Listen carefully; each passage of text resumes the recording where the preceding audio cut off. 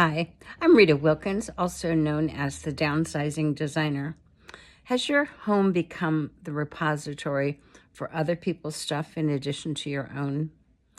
For sure, one thing that we all noticed more during that COVID lockdown was the amount of clutter and accumulation and the impact that how it made us feel about our own homes.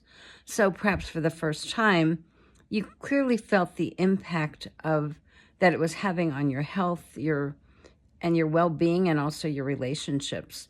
You might have finally realized that stress level in your home and in your life was directly related to the amount of clutter in your home, especially when you're living in such close quarters with other people. So in many ways, the pandemic forced us to become more cognizant and forced us to be face-to-face with our own clutter and confront other people's clutter that have been occupying our space perhaps for many years. So as you looked around your home, you realized that a large portion of your basement was filled with your adult children's high school and college memorabilia, furniture, or stuff that they left at your house for you to keep for them. But now that they've grown, they have their own homes, and yet your basement is still the repository for all their stuff. So as you continue to look around, you realize that a large percentage of your basement was filled with hand-me-down furniture, clothing that was from well-meaning friends, as well as the gifts that you might have received. And at one point in your life, you might have made a decision that those things were too good to be thrown away. You might need them someday, so you kept them. And yet another portion of your home or storage unit became the temporary home for the furniture, the memorabilia from the home of deceased parents, your loved ones, sentimental items that you inherited that you had difficulty letting go of during that time because you were still grieving the owner's loss. So now, for the first time, you realize that you were responsible, that you allowed your home to become that storage unit, that dumping ground for other people's stuff. You realized just how much other people's clutter was causing tension, resentment, and upset within your own household. And yes, that you had become the caregiver for other people's stuff. So you also had admitted that you had not set the proper boundaries or timelines. So in essence, you allowed this to happen not just once, but maybe many times throughout the years. And at the same time, you might have felt responsible or obligated to allow your home to become that storehouse, putting others' needs before your own.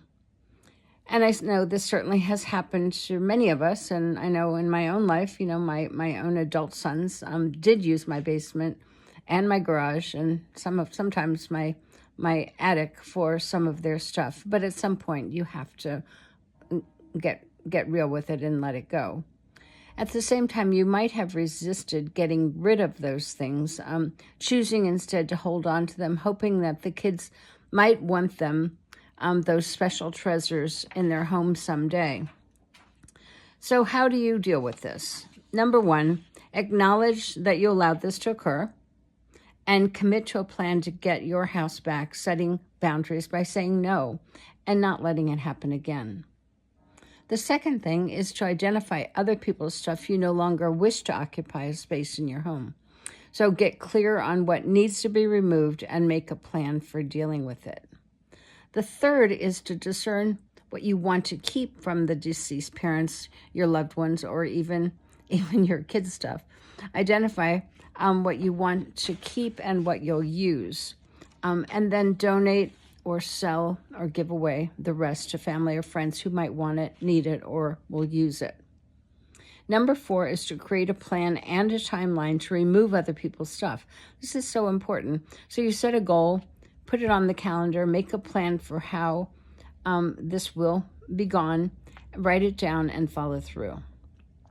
Number 5 is have a conversation with your adult children about their stuff. And this is a conversation that many people avoid because it's maybe uncomfortable and maybe it causes arguments. But Bottom line is, you have to face it if you don't want your home to become the repository. So let them know that you're decluttering and possibly downsizing to a smaller home, and that you're not going to have room to store their stuff any longer. Give them a date that it needs to be removed by. Let them manage all of the details to deal with it, sell it, donate it. That's not your responsibility. And an added benefit might be that it's a great opportunity for you to offer them things that you'll be getting rid of that they might have an interest in. And if they have an interest, let them remove them. If they don't, then just accept the fact that they don't want your stuff. So the top 3 benefits of getting your home back. Clearly, there are many benefits of decluttering and removing other people's stuff from your home. But number 1 is that your home feels lighter, and so do you. It's like losing, 20 pounds or more. There's a new positive energy that flows in your own home when you have less stuff and more time for your own life. There's a newfound respect that occurs when you stand your ground, set your boundaries around your needs and your wishes. You'll not only respect yourself more, but you'll also garner that newfound respect from others, including your children. And also, there's more time, energy, and freedom. When you declutter your home, you're also decluttering your life. And this provides you with that time, energy, and freedom to live your own life to the fullest. So if you're in the process of decluttering your home, you can actually get a free chapter of my book, Downsize Your Life, Upgrade Your Lifestyle. Just email me and we'll send that to you.